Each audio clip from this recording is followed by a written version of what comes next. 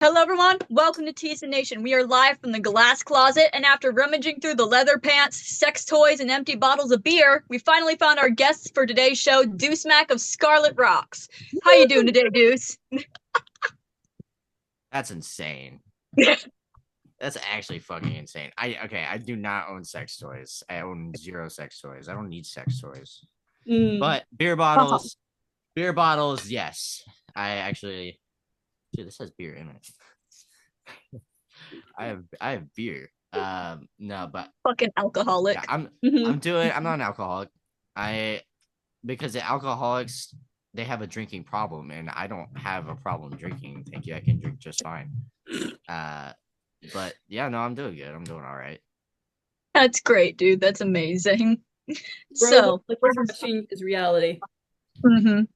Yeah, but we're gonna kick right off into this. Yep, So, Amelia, you do the honors of the first question. absolutely. All right, what the hell is going on with Skarlett Roxx? You all changed your image, Yeah. and can you tell us what that's about? Like, what was the inspiration behind it? Yeah. So kind of we all the previous guys we kind of like parted ways in October. And I was gonna retire. I was just gonna be done. I didn't even really want to do it anymore. It's just a lot of work doing the band stuff. It's especially for me because I do almost everything. I write, I play, I record. I do the website, the merchandise, like every aspect of the band. I'm doing myself. Like we don't outsource our merch either, so we make all that shit ourselves in house. And then this is a lot of work. So I was gonna be done. I'm just gonna go to college and not worry about it anymore. And then I like quickly found out that it's a lot. I would say it's harder to get laid, but it's a lot more difficult when you say yeah I'm a retired rock star rather than yeah I play in a band. When you can just say yeah I play in a band, it's a lot easier to get laid. But when you say yeah I used to play in a band, it's not. So I was like, okay, fuck this, I'm gonna get back on the grind. And so as far as inspiration goes, I wanted to kind of get away from like not entirely walk away from like the glam thing, but I wanted to go in a more because the original idea for Scarlet Rocks was like a horror type thing. Mm-hmm. And so I wanted to like really embrace that because the first album was Scarlet's Web and it was spiders and stuff. And I wanted to keep moving in that direction, take it to a more extreme level. So I called up a bunch of guys that I knew that I've either played with in the past or people I knew from high school that played. And I was like, hey, I don't think I want to be done yet. Do you guys want to do this? And they were like, sure. And so, um, yeah, no, I found guys who are good at their instruments and not necessarily glam guys. Like the bass player is, I wouldn't say like he's a jazz bass player, but he sounds like he's a jazz bass player. He's like Mm-hmm. very talented, very good at like walking bass lines and stuff like that. And I had him do a bunch of like walking bass lines on the upcoming album. But like and one of the lead guitar players, he's a more blues influenced guitar player. So it's like they don't necessarily look very glam, but like with working with them and putting a glam edge to their influences and style, um, it just allowed me to do so much more, and I've been doing so much more with them. Mm-hmm. Yeah. It's been a lot, and with the whthe imagery with the stuff, I took a lot of inspiration from Alice Cooper and Ghost. Ghost, I think they're fucking genius when it comes to. Am I allowed to cuss? Oh, Yeah, absolutely. we don't give a shit, dog. I think they're fucking genius as far as like the whole anonymous thing. And I mean Kiss was like that in the beginning too with the Mm-hmm. whole anonymous members thing. And then I wanted to do that not just for the imagery but also for like safety reasons too. Mm-hmm. Just because the one thing I've learned over the last 4 years or whatever, however long I've been doing this, one thing I've learned is that people are crazy and they do not realize that musicians are people. They're like regular people too, and they'll do crazy shit and Mm-hmm. message your significant others and family and shit, and it's just weird. So I wanted to protect them from that, but also I wanted to be able to, like, if someone had to, like, was like, hey, I can't do this show, then I would be like, okay, well, then we can have someone fill in, wear the same exact costume, and nobody would know. That's just something I wanted to give myself options and give myself the ability to, you know, kind of wing it and be able to fix things as they go. So yeah. Makes sense. Yeah, that safety net's a smart idea. Because I've heard Yeah. drama with like bands and stuff, and you're right, people are crazy. Not just the members, but band members can be crazy. Yeah.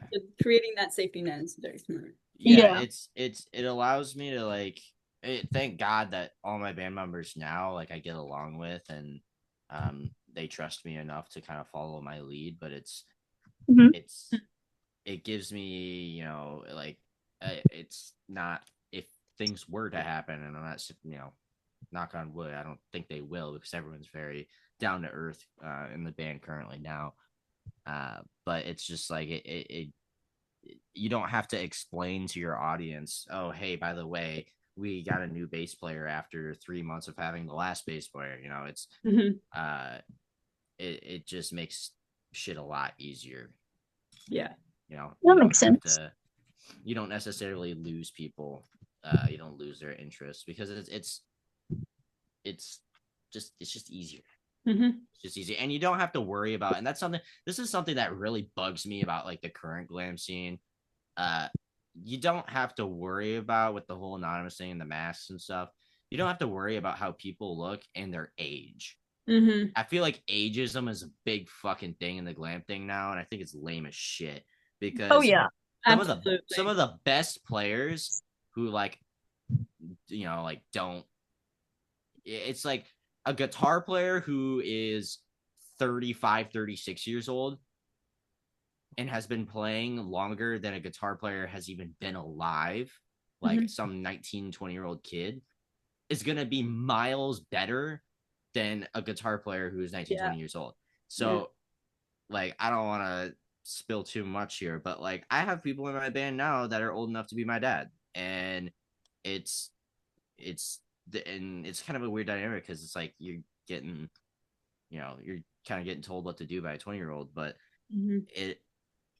they are incredibly talented, and by doing the mask thing, it lets me work with people who don't necessarily look glam or are too old, quote in quotations, too old to be doing this. And I think that's a bunch of bullshit, but it kind of steps over the whole ageism thing for people who do think that way. And would completely dismiss my band if they saw that I have some 30-year-old, 40-year-old guy playing an instrument. I mean, I completely agree with you. My drummer is like, I think he's turning 40, 41 this year. Yeah. And he's top notch. He's amazing. Right. It's when you've been on this earth longer and been playing your instrument longer than, you know, some people have been alive, it's, you're gonna have more experience, you're gonna, you know more things, and it's just yeah.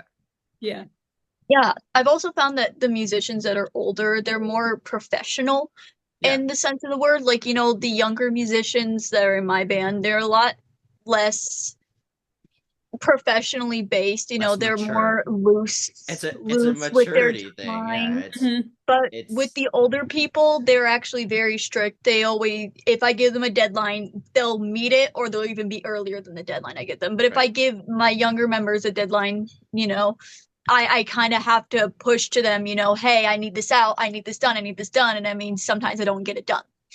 And it kind of sucks.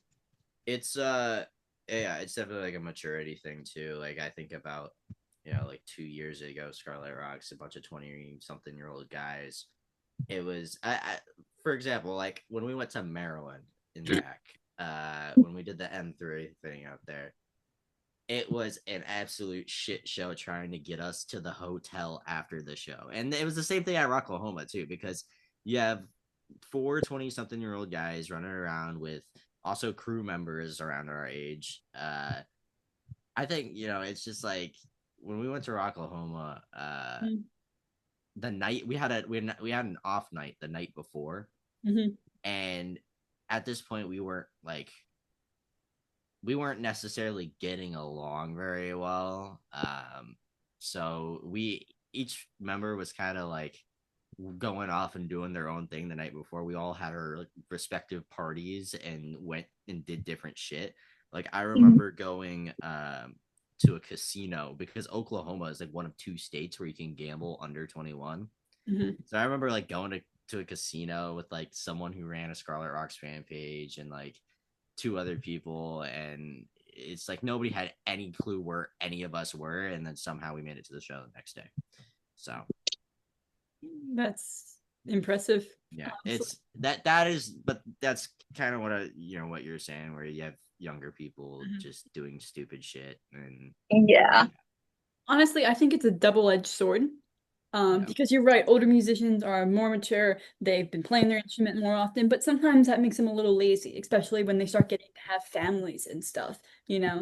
Which, I'm all for people having families and still doing the music business thing, but the moment that you can't dedicate the necessary time is when that starts being an issue. And same with being too young, like Yeah. that makes it a problem because you're maybe underage and you can't get into a venue. I don't know how it works off the top of my head, but Yeah, it's just like you have school the next day or some shit like that. Yeah, I don't know. I started doing the Skarlett Roxx thing. I was like a sophomore in high school, and so like the first 2 years of it, I was in school for it all. And I mean, it worked out just fine. But yeah, there was definitely moments where, working with other people and stuff where they were like, yeah, sorry, can I have class? Or like, I remember at one point we were looking for a drummer and we were like trying people out. And they're like, yeah, I can't make it this weekend or whatever. I got classes and shit. And it's, if you're not gonna make the time, don't bother. Yeah. Yeah. Did you feel That's like how living a felt. double life, doing school and the rock star thing? No, because I would say being like post graduating and like being an adult now sucks way more. I would say I'm yeah, no, this definitely sucks way more. Being like doing high school, because there was a point where I wasn't even working because we were playing so many shows. I was making enough money from the band thing to where I didn't even have to worry about it. The first summer that Skarlett Roxx started doing shows, I think we had like two off weekends. Every weekend we had at least one show, if not two. And we had like 2 weekends off the entire summer. And I was making enough money then to where I wasn't working. But once I started high school, or once I around my junior or so, I started working, and so I was working, band, school. I was in a relationship at the time too, and I was playing baseball. So it was definitely a lot, but it definitely taught me a lot about like managing my time well, shit like that. Yeah. Which is important as a musician. You have to learn to properly manage your time. I get it. So Yeah. And speaking of your bandmates, why the fuck does one of your bandmates own a midget wrestling VHS? What the hell is that shit? I honestly could not tell you. He just has it. Yeah, no. We were trying to figure out like what we could do for the skit before we did. I don't even remember what song that was for. But we were just looking around the studio. It was at the studio of all places. And we're looking around the studio, and he's like, "Oh, I got skateboards and all this," and we whipped out midget wrestling from. It's like early midget wrestling. Like it is like hyper offensive midget wrestling. It's like from like the 80s or some shit like that. So I'm sure it's like horrible. Yeah. What's funny about it though is the tape was busted. Like someone had played it over and over and over. So yeah, it worked. I wonder whose fascination was midget wrestling so Yeah. much that they literally busted a fucking tape over it. Yeah, that's a little concerning. That would sounds have like a been fetish to me. It does, it does. that would have been one of the lead guitar players. That would have been they have names. I'm just terrible at like remembering them. So the drummers, Huntsman, one lead guitar player is Widow. The lead guitar player who owns midget wrestling is he's Tarantula. Bass player is Recluse. So Okay, I gave them all spider names. That's kind of that's bad. cool. Cool spider names. Yeah. Badass. Yeah. So in short, your one guitar player is a freak because he owns midget wrestling. Freak. I would say Freak. freak. God forbid a man have hobbies, right? Oh, you're one to talk. Yeah. I got hobbies. I got shit I gotta do. Yeah, okay. Yeah. All right, I gotta ask, are you bringing back Tales of the Tour Bus?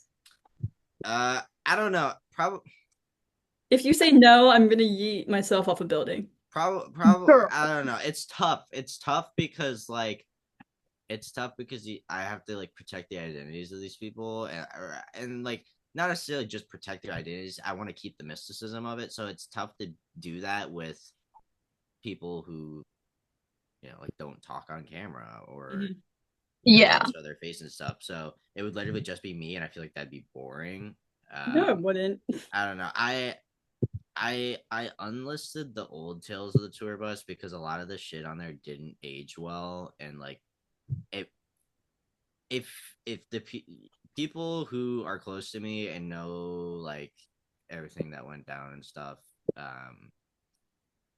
some of the stuff on Tales of the Tour Bus is very kind of like I don't know, kind of disturbing. It's kind of like going back and watching like Harvey Weinstein Nickelodeon episodes where it's like, Yeah. oh, this is kind of weird. So Like I don't know. going back and seeing P. Diddy in cartoons, you know? Yeah, exactly. So I'm like, I unlisted them, and for now at least. Yeah. But as Yeah. far as doing future ones, maybe we'll see. I kind of want to put like lore to the band. So there is currently plans and writing taking place, like script writing taking place. As far as like story goes, so it'd be more kind of like lore and story based videos. Would be coming. Because that's kind of the way I was planning to and want to move forward as far as content goes on like YouTube and stuff. Yeah. I want to do more covers and stuff too, but we've been just spending a lot of our time together mixing the album right now because everything's been recorded, and I would say it's like I don't know, somewhere between 50 to 80% of the way mixed. It's just a matter of listening to it over and over, taking notes on the shit that bothers you, and then going back and fixing them. So, yeah. Yeah. And speaking of Tales of the Tour Bus, will you guys ever do a full scale tour? I would like to. It's tough now because almost I don't know because all the big tours. So like for example, I'll just say like Sebastian Bach for example. If we wanted to tour with Sebastian Bach, bands like that are all buy on tours. So you're paying like I don't know $4,000 to $5,000 just to be on the tour, and then you have to make your money back through merch sales, which is kind of bummy as fuck. At least Yeah. that was the offer presented to us about a year ago or so. Whenever we were trying to tour with Sebastian Bach, was okay. How much would you pay? Like, how much would you pay to be on this tour? And then we were like, I don't know, like 2,000, and uh they didn't even fucking respond to us. So I guess we lowballed them. I don't know. But that's like the big tours that actually matter that people are going to go to. It's tough because you're going to be dropping money to be on it. And I will say that touring companies and record labels, they fucking hate me. And I don't know if they hate me, but they hate my band. I don't know. It's tough when you're not working with any sort of touring company And if we like, I feel like we don't have a big enough following at the moment to do like a full US tour to where it would even be productive. Like we'd show up in like Cincinnati or something, and there would be like 10 people there, you know. Mm-hmm. Versus like if we play a show here in Iowa, it'll be like, you know, packed. It won't be literally 10 people. So it's not like, I don't know. I would like to if we got put on tour support with the right people. Mm-hmm. If Yeah.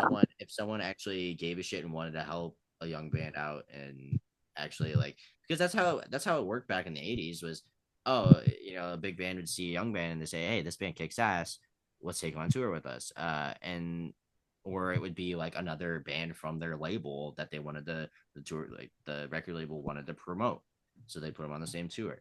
Where now, especially with rock music and especially with glam shit, there is no label support. And if you are signed with a label, a lot of them aren't doing shit for you. They're just posting on social media for you. Like they're not paying for your album expenses. They're not, you know, paying for touring expenses like hotels and shit like it used to be. So it's, I don't know, it's a lot more difficult to tour now.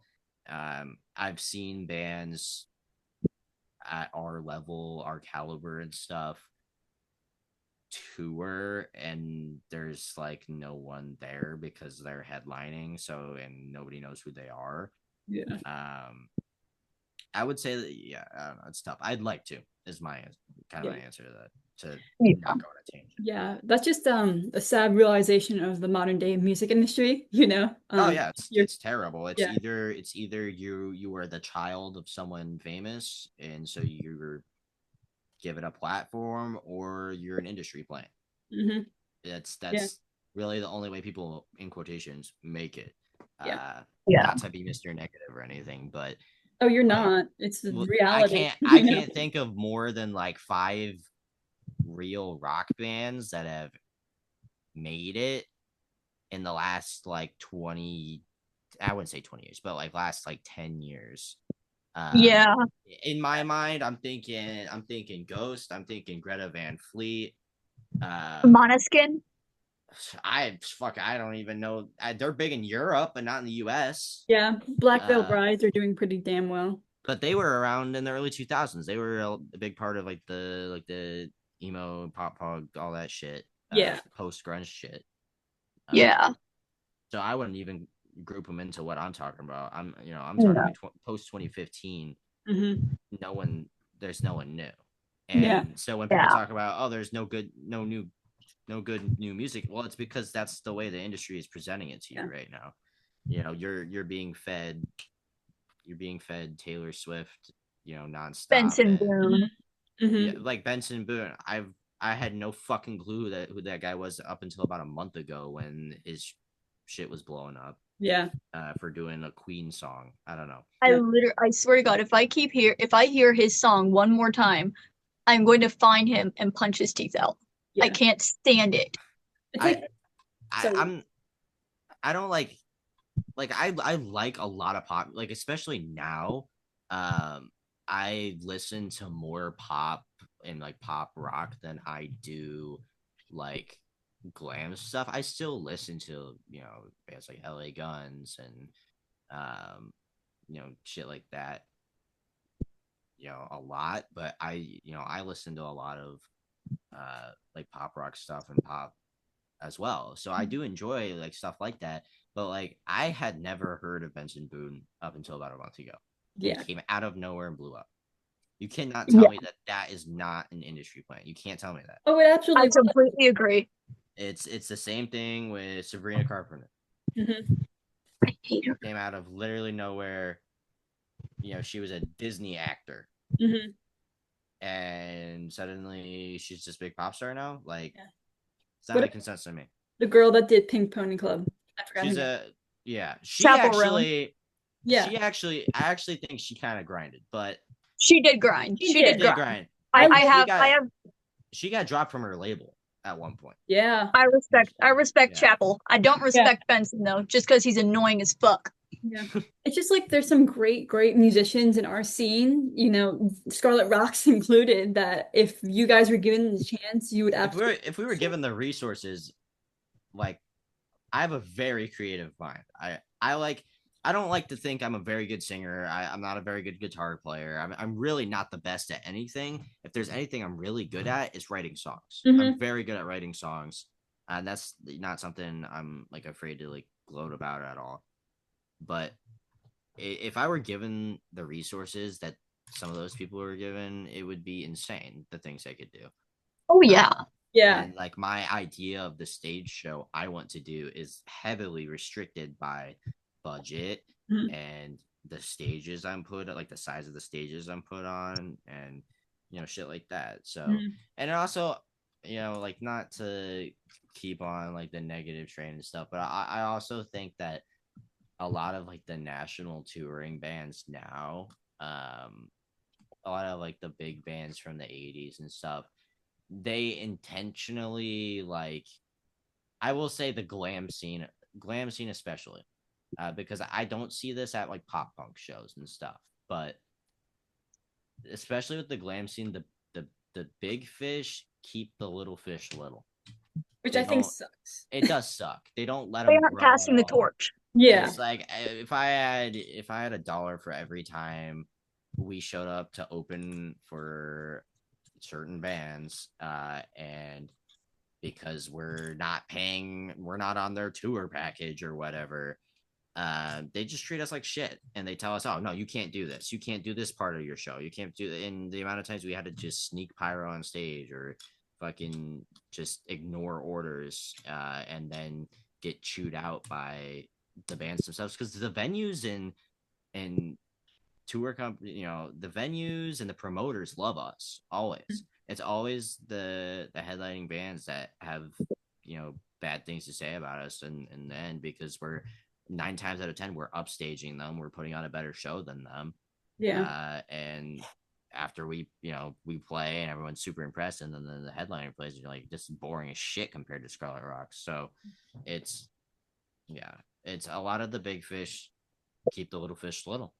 It sucks. So I feel like they just need to pass the torch on a lot of these bands. I they mean, do. look at I Ozzy. mean, Look at Ozzy. I mean, he just passed the torch to Youngblood at his recent concert, which shit. Look at I kind of agree with. He's kind of like a young Ozzy in a way. Yeah. But I mean, bands like Motley Crue or bands like It's fucking Guns N' Roses or Def Leppard, they really just they need to hang up their hats and pass the torch on to a younger band. Not even like hanging it up necessarily. They need to just be like supporting younger acts too, because when all these bands retire and all these people die, what comes after? And that's something I've been saying for years, is glam metal is a dying genre. People will say, oh, it's coming back, but the like, you got to look at the masses and the majority and the numbers. It is literally a dying genre. The fans are at that age where they are dying. The musicians are dying.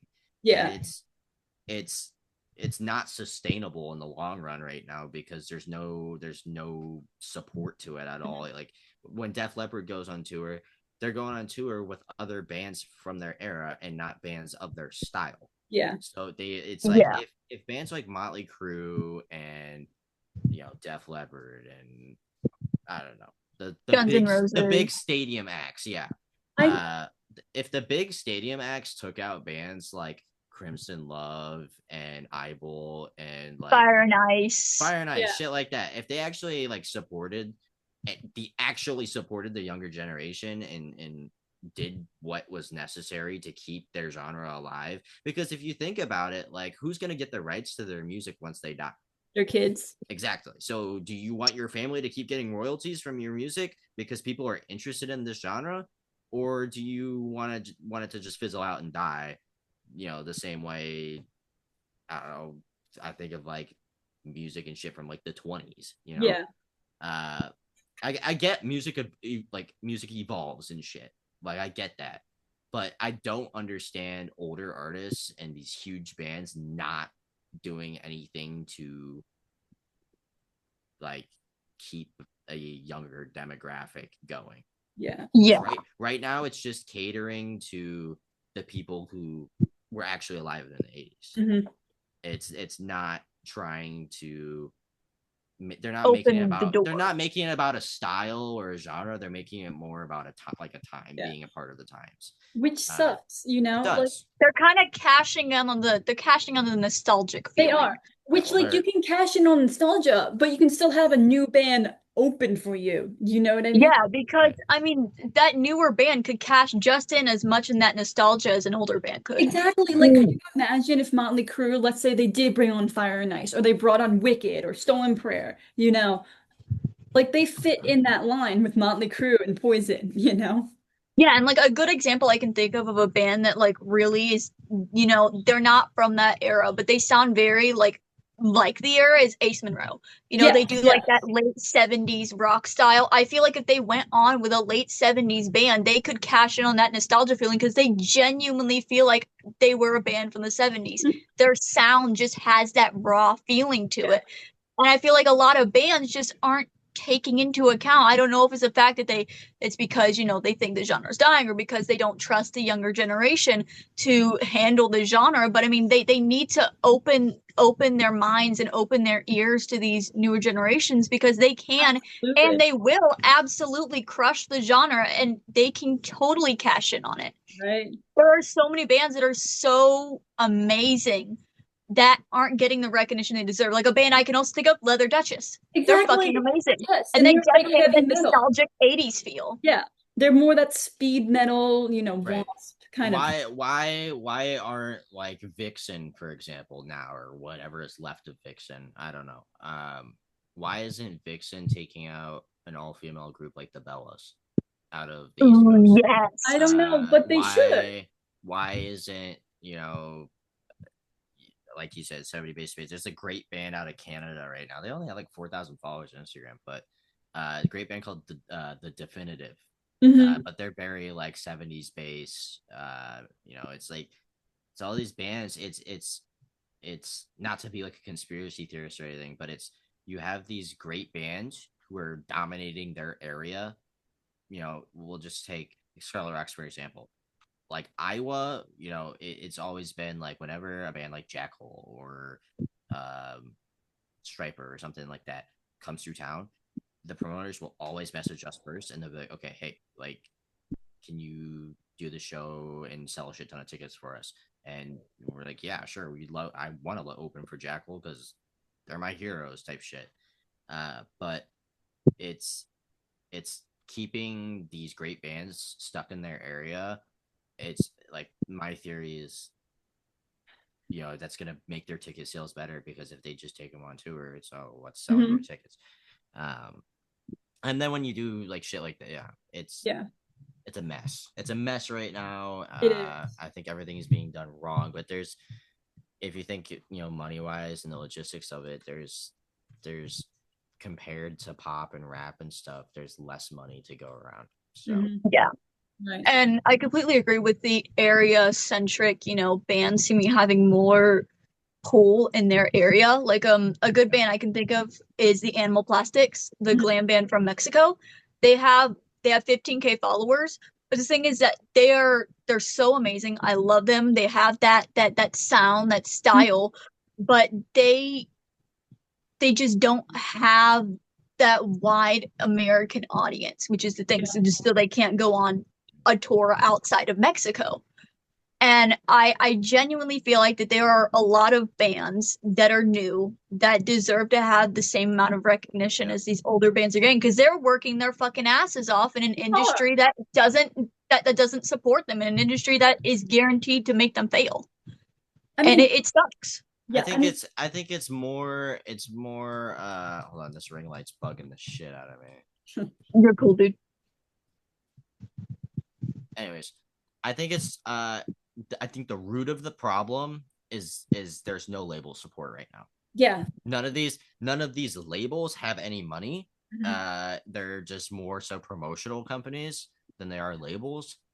And they're not there's no label support to actually push a tour for a newer band. Like if you think about like Kiss signing to Casablanca in 74 and then they go and do a Canadian tour, on their own and shit. And then they, over time, over the next 3 albums, they build their own fan base kind of thing. Yeah. There's no labels to support younger bands to get them out of their local area. So I don't know. It's way harder now. I think if there's one thing that can counteract it, it's social media. Mm-hmm. I think that's literally the only thing you can do to combat it, to gain an audience outside of your local area. Yeah. Otherwise, you're going to be struggling. Mm-hmm. And I think even labels that do have money, a lot of them don't want to put in that money to a genre that's effectively dying. Yeah, exactly. A lot of labels just don't want to waste the money on that, even though realistically there could be a very significant profit in it. Yeah. If we get the support that we need for this genre, it might not die out. But the thing is that it's kind of effectively the older generation. They're like, oh, we want to bring it back, but they're effectively kind of killing it. Exactly. By not supporting younger bands. They're the ones that are killing the genre. It kind of sucks. It's also like a lot of, not all, but almost every time I've gotten some sort of like hate comment or whatever, it's always the same comment where it's, this band is just a bunch of 80s wannabes or some shit like that. And it's like, so what do you want? Do you want someone to keep it alive for you, or do you want it to just die? It's they're never going to be happy. No, they're never going to be happy. I think some of those older generations that kind of just have that mindset of, oh, we just want to keep it all to ourselves. Exactly. And that's so selfish, because the newer generations deserve to have that too. They're just selfish. A lot of them are, I feel like. One thing that I kind of go back to the kid. Can't make everyone happy. The thing that has made my life a hell of a lot easier over the last year, was I stopped doing it for other people, and that's why I decided, I'm gonna keep doing this band thing. Was I'm not doing this for other people anymore. I'm doing this for myself. The only reason this second album is coming out and the second album is getting done is because I went through a couple months after I thought I was going to be done, and I was just listening to the demos for the album over and over because I liked the songs. I actually liked the songs I wrote versus like, I can't listen to the first Skarlett Roxx album. I can't listen to it at all. It just grosses me out. But understandable. The upcoming album, it's like I'm listening to it for me. I'm releasing it for me because I want to be able to listen to it on Spotify. I want to be able to, make it easy on myself. Mm-hmm. It's more so for me than it is for anyone else because I like the songs and I want the songs to be out. So how it should be, Yeah. Like, don't do anything for anybody else. If you don't like what you're doing, then why are you even in the business? For sure. Oh. All right. Do you want to move on to some of our unserious questions? Because we're going to leave our last serious question for the end. Oh, yeah. Okay. All right. Yeah. All right. Shit. Roxy, you go. I asked the last question. Oh, all right. All right. What's the craziest tour story you got? I can't tell that one. I think you can. Okay.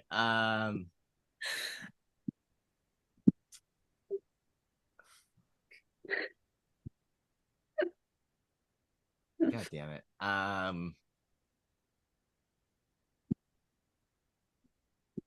Well, I mean, you guys saw a lot of it on Tales of the Tour Bus, but I will say,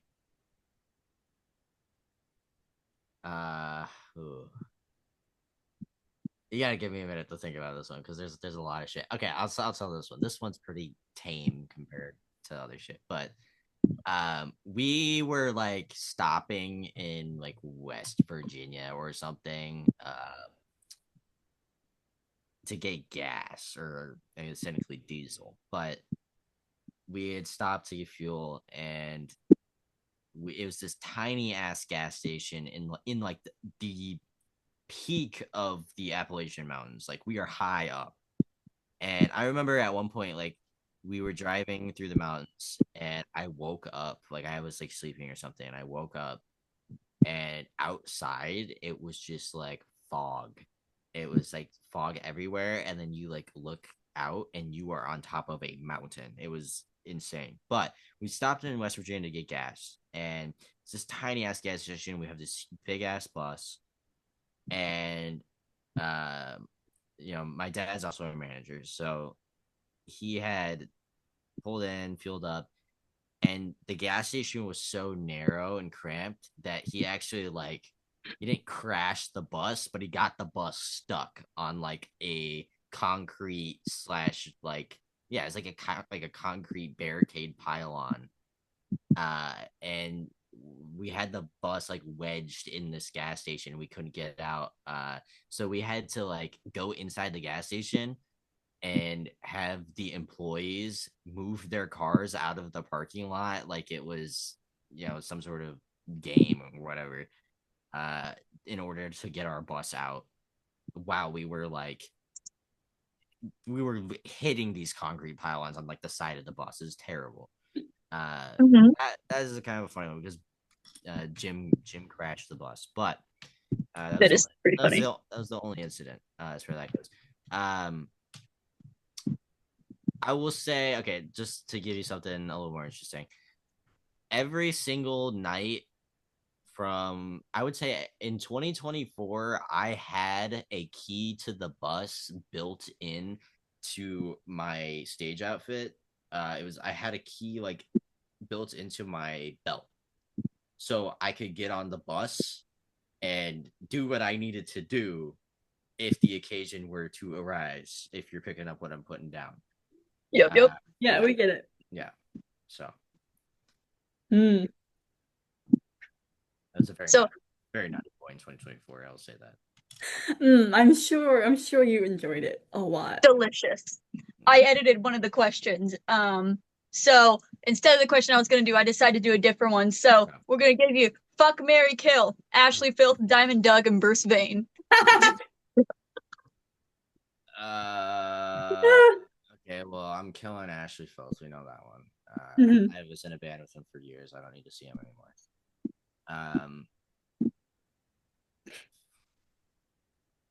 Fuck.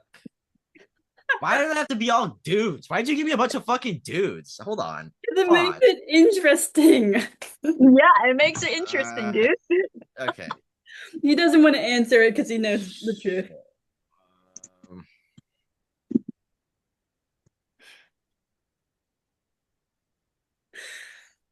I'll marry Doug. I'll marry Doug because he's older and he'll die sooner, and I won't have to be married to him anymore. Well, Bruce is older than Doug. That's true. Bruce is older. Bruce is 38. Yeah, he was born in 80. Yeah. What the fuck? Okay. All right. Yeah, I'm gonna marry Doug, and then I guess I'm fucking Bruce, which is weird because I don't know if I'm allowed to say anything about that yet, actually, because we're gonna be. What, were you in a sex dungeon or what? No, we all know that. We're gonna be working on some stuff together here soon. I actually have like never talked to Bruce at all, but I'm basically in a band with him now. So Lord Brucifer. Let's just love Lord Brucifer. Yeah. I thought I heard Deuce's screams when we were interviewing Bruce. Yeah, no. But I could be wrong. I was pretty sure about it too. But where does he live? I think California, Yeah, LA, really? somewhere. Los Angeles, yeah. Damn, okay. Yeah. All right. The last question. No. There's No, one question. second to last. Sorry. Oh, yeah. How many MILFs have you done in your lifetime?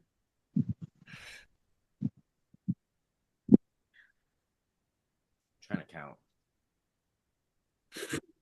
The longer it takes, the worse the answer's gonna get. Yeah. I know it's on my fingers. It's not that many. I don't believe that. No, it's not that many. MILFs are more fun.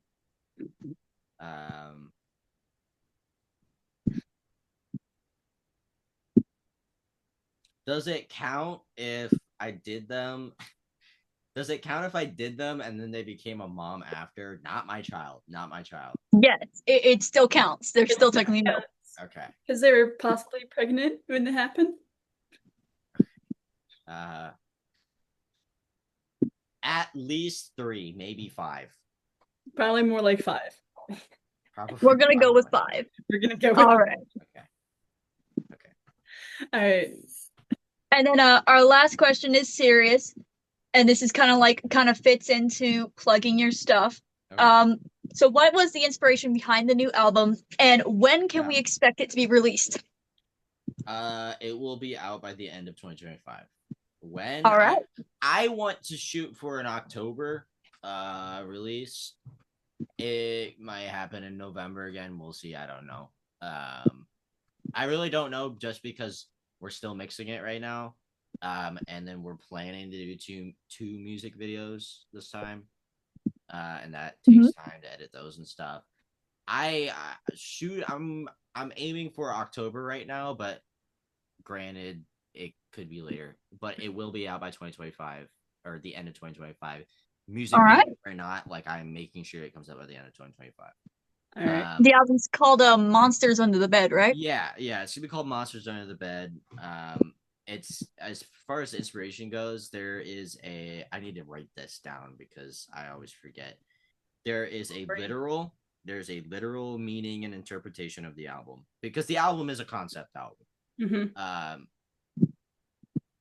It didn't start that way and then it turned into that way, but there's a literal interpretation about dealing with, loss and death, and also dealing with, love and hate, and losing relationships and making new ones, and me being like a sex addict and stuff like that. That's kind of the literal interpretation. There's a lot of very meaningful, I wouldn't say meaningful, but there is a meaningful song on the album currently at the moment. Everyone always begged us to do a ballad, and I was always so against it. And I felt like this album really needed a ballad towards the end to kind of tie the album together. So there is a really meaningful song to me at the end, kind of about like a relationship abruptly ending and not being able to, even though they're still walking this earth, that version of themselves is dead. So the album literally is about loss, love, and shit like that. While there is a song on the album called "I Like Girls" currently, which is a very literal song. As like fictionally, it's a sequel to the first album. The first album was supposed to be a concept album as well, and then it kind of got diluted down just because my idea was kind of washed out by other people. But the general premise is still there. It's someone is in a nightmare being, tormented by various things, such as, a 6-foot man-eating spider. Skarlett's Web kind of goes into that, and Rock and Roll Nightmare. It's on the first album. It kind of goes into that, and Jezebel, and there is kind of King of the Dead horror-based stuff that kind of gets into that nightmare on the first album. The second album kind of follows the same person who is awake, and they're scared to go to sleep. The album starts with them scared to go to sleep, and then they ultimately do. And then by the end of the album, they have grown comfortable with the fact, of the situation there. They're no longer scared of what's around them in their nightmare. They've grown accustomed to it. Little do they know that they've died in their sleep, is kind of the idea of it, is a nightmare where the person never wakes up.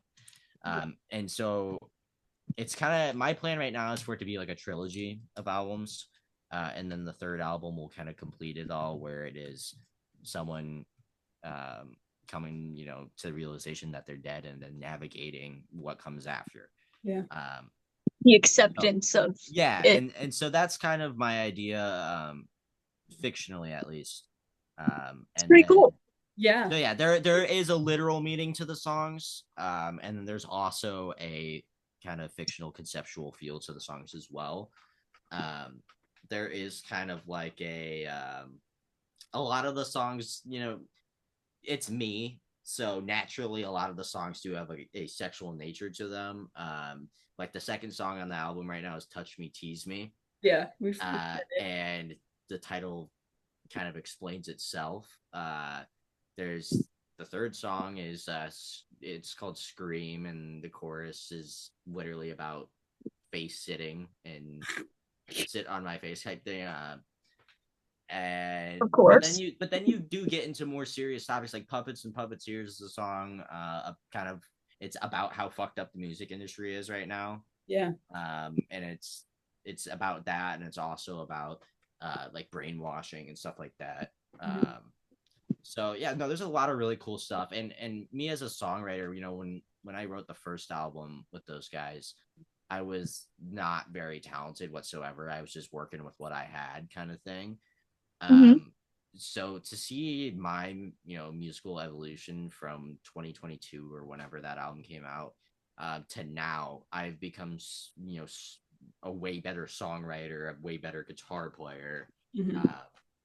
There's a couple of songs on the album that are way heavier than what I normally do, because they're more aggressive songs lyrically and conceptually. It's more violent in nature. I fucked around with some synthesizers on some of the songs, and at one point there was even a disco song on the album that ultimately got cut because we had too many songs. But I've grown so much as a songwriter, to where this next album is going to be miles better than the first one. Yeah, well, we're excited to hear it. Yeah, we are super excited. It's coming. It just takes time. So by the end of the year, though, it'll be out, because I want to be able to listen to it myself, the final product and whatnot. Understood. Oh yeah. I get it. As a perfectionist, I totally get it. Yeah, it's tough. It's tough too, because I'm producing it myself this time. We're not doing it. It's mainly me and one of the guitar players. We're producing it, and we're not having other people do it, because it was less about saving money, but more about doing it on our own terms. Right. We didn't want to be rushed. Yeah, when you have a producer, you have things that have to be taken out, or you have to bend to what they want a little bit, but this way you can do it the way you want, all the way. Right. Yeah. Well, we appreciate your time, Twinkatron. Okay. Thanks for joining. We're not doing that. You're not fucking calling me that. Okay, Twinkie boy. Yep. That's crazy. That's actually crazy. All right, okay, guys. you wouldn't be here if you didn't. Yep. That's insane. And you know what, guys? Remember, condoms are just a suggestion, because STDs don't last forever.